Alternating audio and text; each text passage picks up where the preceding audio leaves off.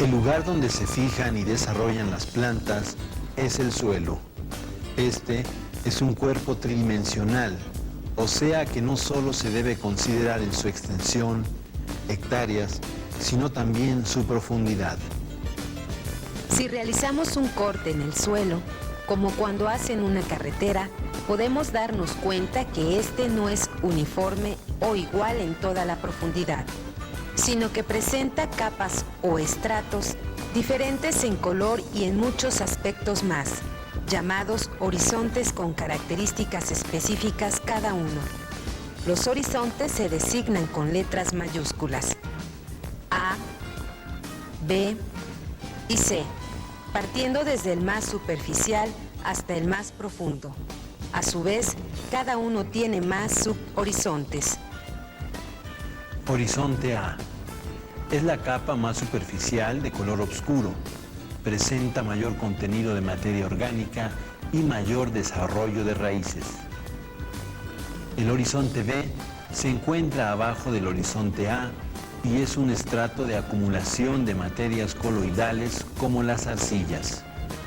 El horizonte C está abajo del B y está constituido por material originario, relativamente no alterado. Abajo de este horizonte encontramos al lecho rocoso. En el suelo, tanto en su superficie como en su profundidad, encontramos un sinnúmero de organismos, desde unicelulares hasta otros de mayor tamaño. Entre estos tenemos bacterias. Estas se pueden encontrar de 0.3 a 95 millones por gramo de suelo. Hongos. Algunos de ellos forman micorrizos, es decir, que se asocian a las raíces de algunas plantas, ayudándoles a obtener nutrientes del suelo. Algas. Puede haber algas azul-verde, verdes o diatomeas. Protozoarios.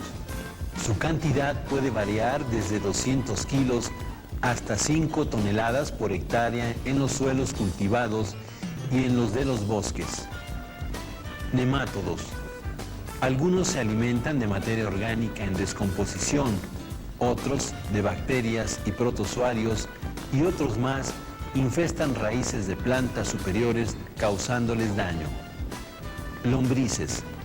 Son importantes porque se mueven en el suelo, atravesándolo y haciendo una serie de túneles que les permiten la aireación.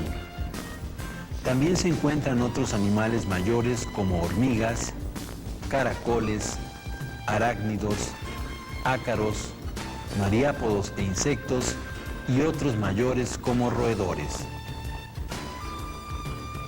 En el suelo se encuentran las plantas, más que los animales. Dan la fisonomía o el paisaje de un determinado lugar. En la trilogía clima, suelo y vegetación, si alguno de ellos cambia, los otros dos se verán alterados. Así, si la vegetación cambia, seguramente se modificará el clima y el suelo. La vegetación es el conjunto de todas las plantas de un área, que observadas en su conjunto presentan una distribución y una estructura definidas tanto en el espacio horizontal como en el vertical y en el tiempo. La vegetación es el rango más característico de cualquier ambiente terrestre, por lo que generalmente se clasifican las comunidades terrestres en función de la vegetación y no del medio físico como se hace en las comunidades acuáticas. Un término que a menudo se confunde con el de vegetación es el de la flora, pero es algo completamente distinto. La flora es una lista de especies presentes en un lugar o región determinada. Por ejemplo, la flora de la región de Las Vigas, Veracruz, es una lista de aproximadamente 200 especies de plantas vasculares, mientras que la vegetación de ese mismo lugar está clasificada como una vegetación de pinos. La flora es una herramienta taxonómica que nombra, describe y clasifica a las plantas para poder estudiarlas. Para efectuar un estudio florístico, debemos cumplir con ciertos requisitos. No solo debemos citar qué especies se encuentran ahí, sino detallar el área de estudio, su ubicación, extensión, su geología, su tipo de suelo, el clima, tipos de precipitación, temperatura, etc. Debemos ir al lugar.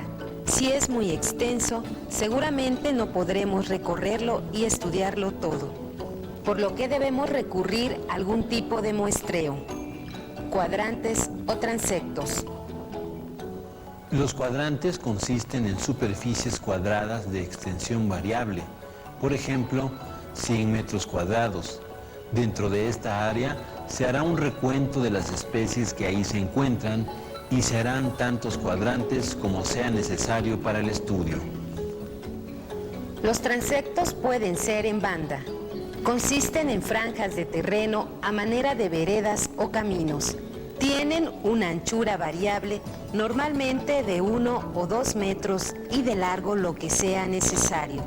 Estos transectos se van dirigiendo hacia donde lo requiere el muestreo. También hay transectos lineales.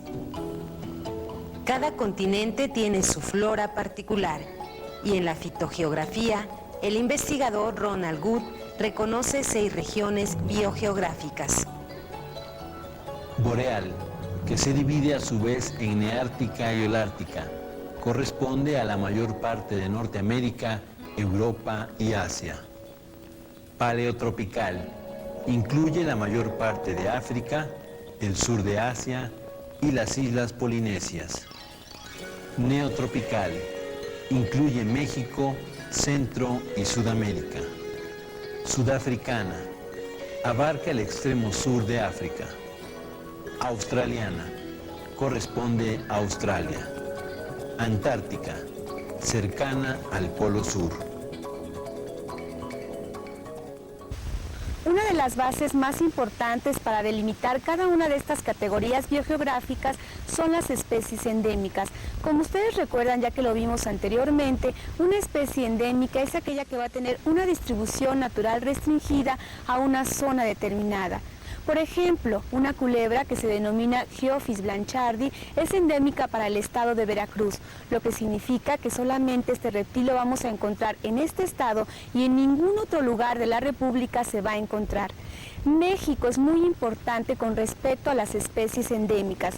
Tenemos que más del 50% de vertebrados terrestres son endémicos para México, lo que significa que todas estas especies, más del 50%, se van a encontrar solamente en México y en ningún otro lugar del mundo se van a encontrar. De ahí que tiene la importancia de preservar todas estas especies endémicas, conservando todos los ecosistemas naturales donde se encuentran estas especies para tener siempre presentes esta maravillosa gama de endemismos. Otro concepto importante relativo a la vegetación es el bioma. Los biomas están distribuidos de manera irregular, como fajas alrededor del mundo, lo cual se debe al efecto que la latitud tiene sobre el clima y este sobre la vegetación. En un viaje del Ecuador hacia los polos se atravesarán sucesivamente los biomas. Esta sucesión de biomas del Ecuador a los polos, debido a la latitud, se repite de manera muy similar partiendo del nivel del mar, que equivaldría al Ecuador, hacia las montañas, que sería el equivalente a los polos. Este efecto está dado por la altitud sobre el nivel del mar. Los subsistemas del medio terrestre son el suelo y la vegetación. La interacción de los dos subsistemas, suelo y vegetación, dan el rasgo más característico a cualquier ambiente terrestre, determinando el tipo de comunidad.